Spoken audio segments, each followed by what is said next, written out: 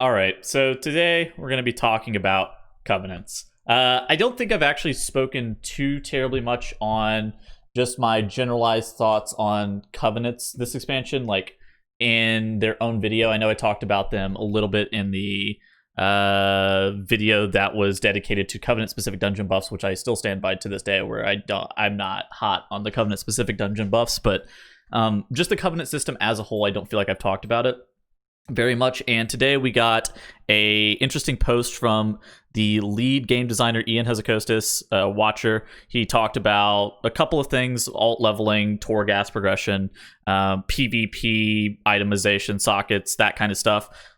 All of that stuff is fairly unique and interesting to read. What I more or less wanted to focus on today was just covenants as a whole, because I'm not here to actually bash the covenant system. I'm here to just like talk through the process and the thought process of like what the developers are thinking, what what I think like a real reality of the situation is going to end up being with just like the covenants, and then like how people can help themselves like get less in a tirade over the whole entire situation. Because at the end of the day, I guess the TLDR of this is that nothing is going to change, and they're not willing to change it. But we're going to talk about, and we're going to read through this, and I'm just going to give my feedback and give like a little bit of my perspective on how this whole entire thing works. Obviously, this is from the perspective of somebody who plays mostly high-end PvE content, but I do end up dabbling in PvP occasionally. I do play a druid who I may not be the most prolific multi-specker, and I may not multi-spec all the time, but I do like to intermingle in other specializations of druid occasionally. And druid is druid is the only class that allows you to multi-spec in a way that you can play literally all roles. So that's from the perspective of where I'm coming from with some of my opinions on how this ends up working out. So without further ado, let's start reading just what was said. Covenants are the centerpiece of Shadowlands and have been subject to passionate discourse across the community over the past few weeks, which has been mirrored by discussion and debate within our team. I'm not surprised at all about to hearing that. From the system's first conception to selecting a covenant was crafted to be a weighty decision, shaping a character's abilities, cosmetic rewards, and access to in-game story arcs and sanctum systems. That is very hard to say. A weighty decision, almost by definition, comes with some amount of stress, whether anxiety about making the wrong choice or just evaluating various pros and cons and wishing there were a way to get the best of all worlds. Yeah, I think he lays out the fundamental problem perfectly there. It's basically just a internal struggle and a tug of rope between people who care more about player power and people, including the developers, who believe that we have gone too far in the accessibility front and believe that you should be forced to really make sacrifices inside the game. Like we've actually seen this on a multitude of levels, not even just within covenants.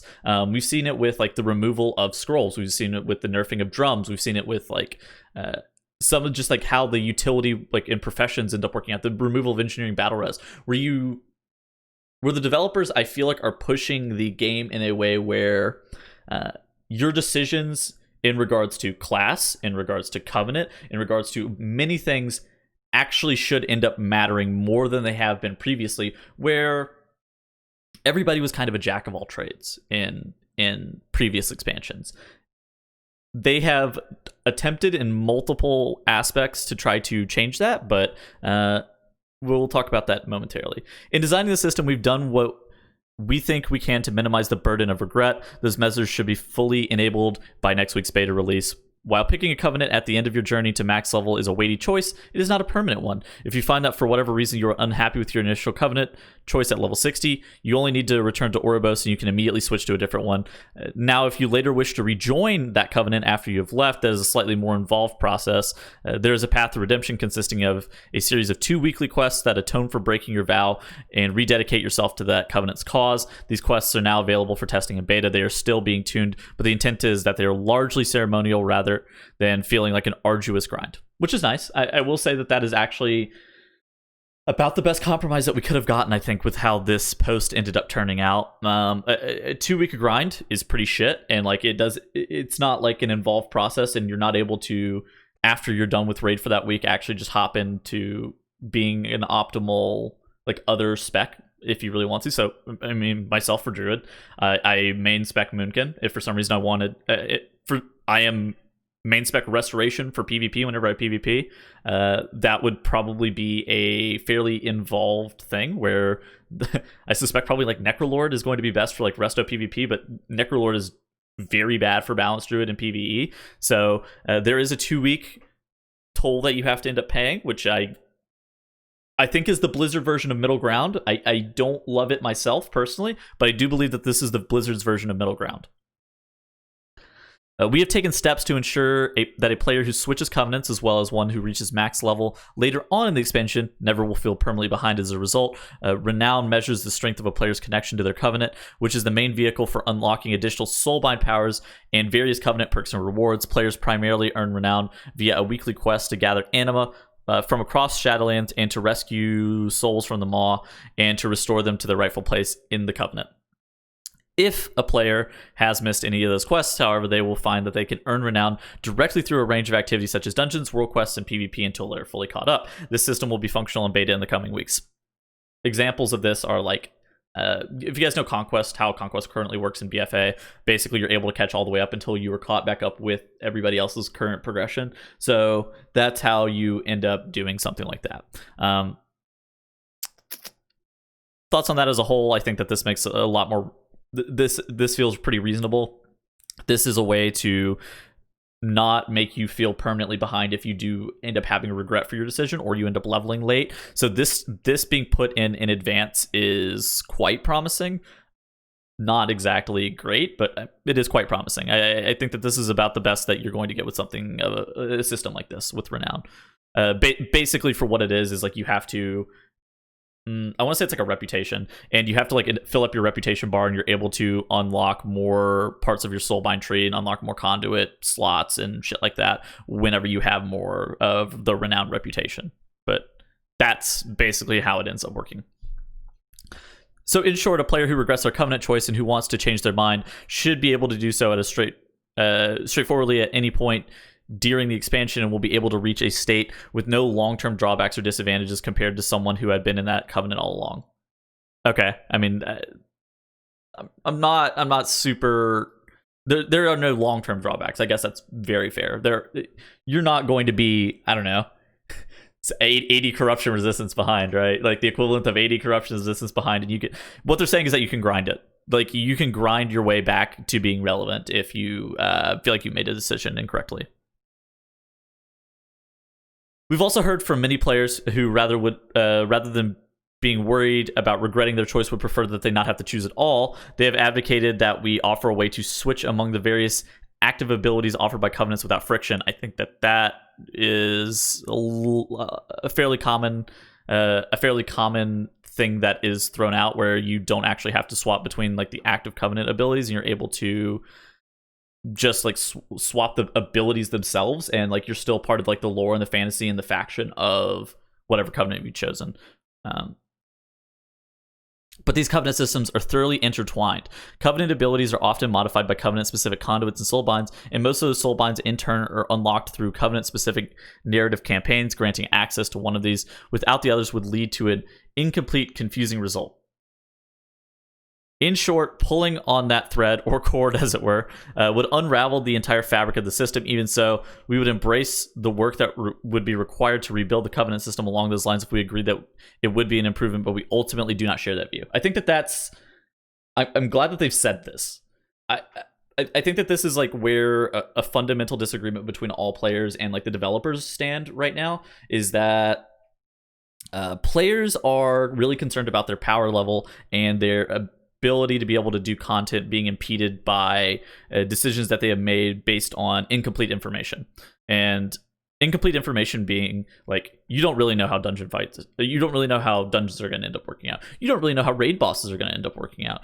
Like, honestly, whenever you're starting a patch, do you really know what specialization you're going to play if you're a pure DPS all the time? No. You're kind of waiting to see what other players are doing, and like you'll end up watching like Warcraft logs performance results, and then you'll be like, oh shit, this is what people are doing. This is actually slightly better for this. This is going to be better as a whole, and then they swap to that. But as it currently stands, you're actually making that decision before you before you are always going to. So you're making decisions based on incomplete information, but you are able to swap if you feel like your decision was like that bad. Like you are able to swap, but you're not able to swap frequently.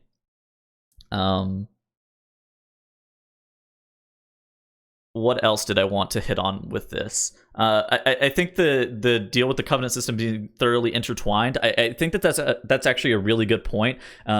Right now, you would not want the covenant system to be hot fixed, like the soul binds and the conduits. You would not want the system that currently stands with how covenants are working to be hot fixed into a system that is more playable.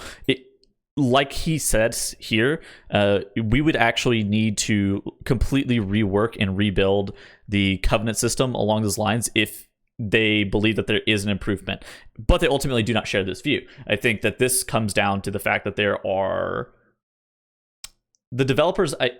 This is speculative, but from reading into what they're saying, it seems like they care more about the RPG elements, and they really want you to have to make a decision, and they value the opportunity for you to feel good about your decision more than the apathy that could potentially be felt by you making an incorrect choice.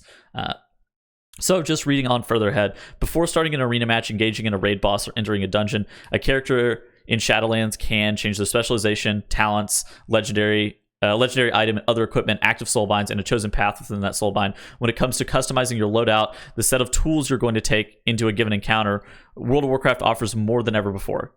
Yes, like it's like I was saying, I'm not exactly even sure that right now with the system, if they made everything just like swappable on demand, if you'd even want that. That's like so much shit. Like right now, whenever you in the current state of the game, whenever you tome, you have to swap like essences, you have to swap talents, you have to swap corruption, you have to swap like so much shit, like specs or whatever, right?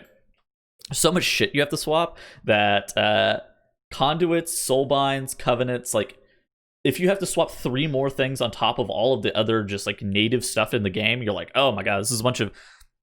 It becomes more arduous and more tedious. I think that's why that he's expanding a little bit further here. He wants to talk about like why this is problematic, and I actually do agree with that. I don't believe that the covenant should be locked behind player power. I guess that's where my differentiation comes in. But I do agree here that like you don't really want this. Like you don't want the current system how it actually ends up standing. All right. You can almost entirely reshape your character on the fly to suit you in the moment, but as malleable as these choices are, none of them, other than perhaps your specialization, defines your character. They aren't who you are, but rather who you happen, or what you happen to be doing at any given moment. And yeah, I think that's why I feel like I want more of an interactive decision being made, because like for me, I'm a balanced druid. I don't feel like I'm a Kyrian balanced druid, but they go on to express that they want you to be more identifying with your covenant choice. So rather than add yet another layer to that decision matrix, we're going to do something different here and let players more meaningfully define their character's identity to set themselves apart from others who play the same class. And that identity entails a blend of aesthetic preference, narrative experience, and mechanical strengths and weaknesses. From the earliest sketch designs of the Covenant system, our goal is to answer, what do you play in Shadowlands? And they want your answer to be Kyrian Paladin or Venthyr Paladin, rather than just they want you to be rather than just being a Paladin. But how I see it is like, I'm a balanced druid, right? I'm not even just a druid. I am a balanced druid, and that's my main spec, right? There are some people who probably identify more closely with all 4 specs, and they would classify themselves as a druid. But they want me to identify as a Kyrian balanced druid or a Venthyr balanced druid. And the same being said here, Kyrian Paladin or Venthyr Paladin, rather than just Paladin, and give the central role of combat power progression to World of Warcraft as a whole. Achieving that goal for most players requires that there to be some player power implications to the Covenant choice. Okay, so I think this is where a lot of heat comes into play, and this is where I start having a fundamental disagreement. I actually don't believe that the devs are actively trying to make bad decisions for the game, right? I believe that fundamentally they are trying to make what they believe is right and what they believe is healthy for the longevity of the game. But for me, a high-end raider who cares more often than not about the MMO aspects of the game, where I care about not being suboptimal, not being left behind my friends, not feeling like I'm letting down my team, not feeling like I'm going to just be, I don't know, 10% behind streamers that I'm, 10% behind other people that I'm watching on stream. Stuff like that. As somebody who cares about being optimal, maybe I don't even feel like I care about being optimal as much as some of the other people that I even raid with or associate with. But for me, even the opportunity to be behind what is 10% damage in some situations, or even larger deltas between, like, because right now the balance of like AoE to single target damage is incredibly high, even higher than 10%. Like more often than not, like single target's only like a 10% delta, but like there's like 50 to 100% deltas on fucking AoE sometimes, depending on how strong or weak classes are. But like situationally stuff is going to be good or bad, but I feel like the addition of player power into Covenant choice was, for me, it feels like a mistake, but I understand why it's happening. None of this is to say that development on Covenants and their powers is finished, or that we are not open to further changes. Far from it. We understand that we offer a choice between competing packages of strengths and weaknesses. And if we are not careful, especially given social and community pressure, weaknesses can easily overshadow strengths. Yes, I think it's like I think there's like an apathy principle where it's like, the feeling of reward needs to be twice as strong as the feeling of defeat. And this is absolutely the case here. You need to actually feel like you're fucking just, I am a goddamn fucking Venthyr Balance Druid, and I am the baddest motherfucker on this planet for being a Venthyr Balance Druid, and all those chumps can't do it like me. None of those Kyrian or Night Fae or Necrolord bitches can do it like me. Like, they need to actually, like, if they're being serious about this, they need to make sure that you are actively feeling like a badass whenever you are making your decision. But I am cautious with this because I'm not convinced that it is doable. But it's yet to be seen, right? The satisfaction of having an edge in one type of content does not make up for the frustration of being excluded entirely from participating in another. But while tearing down the entire system may seem like the simplest way to avoid that pitfall, we're committed to working with the community to ensure that players feel viable regardless of their Covenant choice. I'm going to highlight this for a little bit. This is actually the most important part of the whole entire post.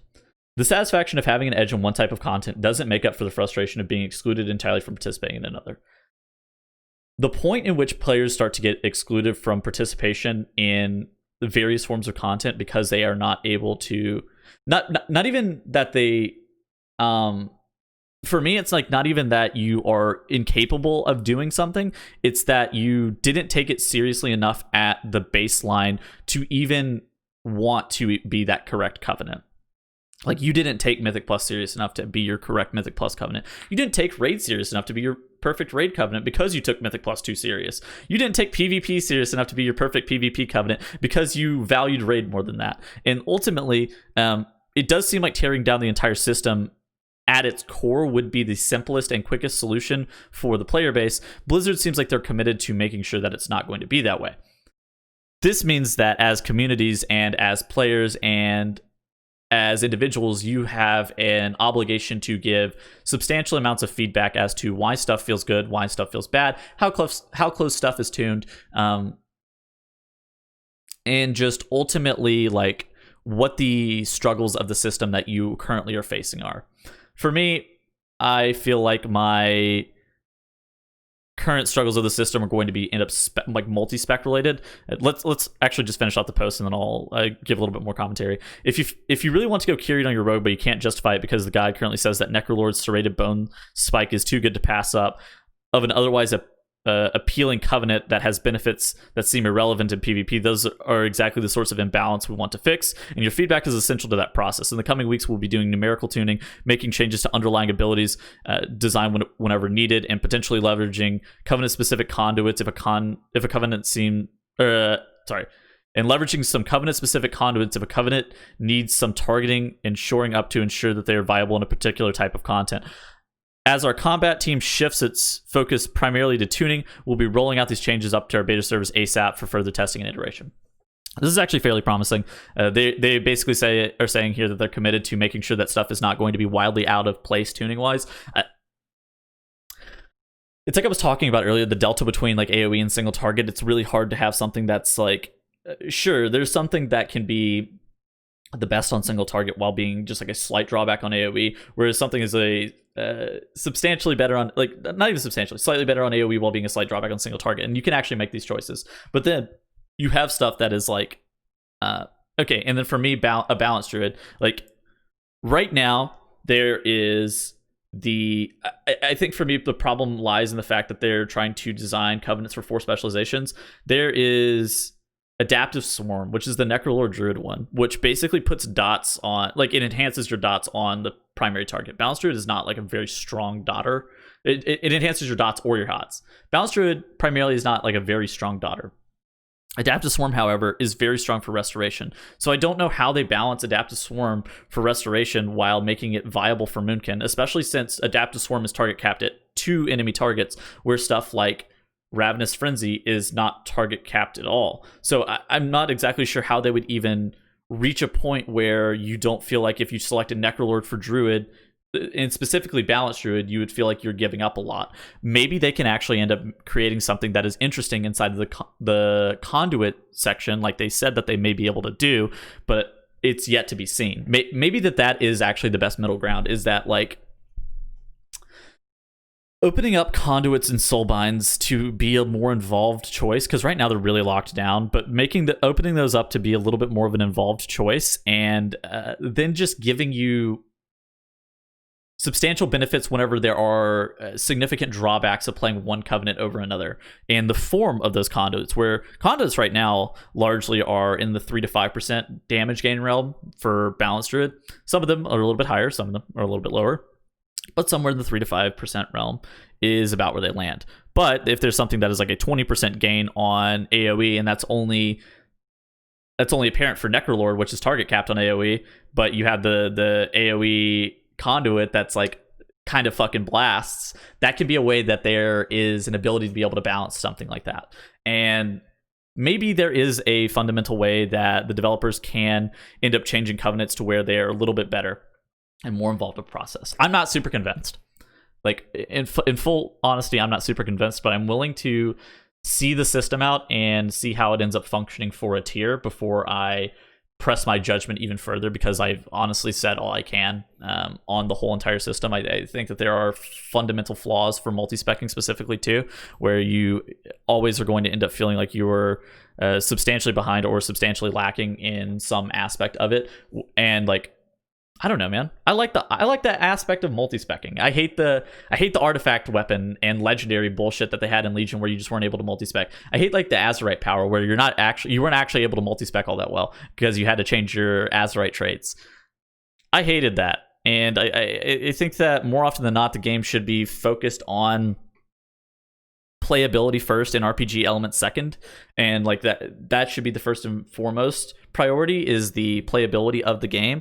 But for the developers, they believe that the game has gone in such a wildly incorrect direction that they feel like they need to try to pull it back. And I think that this is why this is happening. And that was the point of the video. I don't want to be like flaming or berating anybody. I wanted to just like give good commentary on why this is happening, like honestly, and what you should do differently. Like, you should be giving a lot of feedback about what is wrong with some of the covenants and some of the conduits and some of the like other shit that's happening, so that Blizzard can have more internal discussions about how to fix the problems that are currently exist inside of the covenant system to make sure that it is the best for launch. I don't believe that it's going to be the sickest thing ever. I think that there have been a lot of people who have just burned the system into the ground and are not willing to hear out any additional changes. But for me, I think that there is a way of making it okay. I'm not sure if it's like overly reasonable, but it's yet to be seen. So for me, I'm okay with giving it a tier to kind of see where it ends up progressing. But that was just my internal thoughts on the whole system and this whole entire post.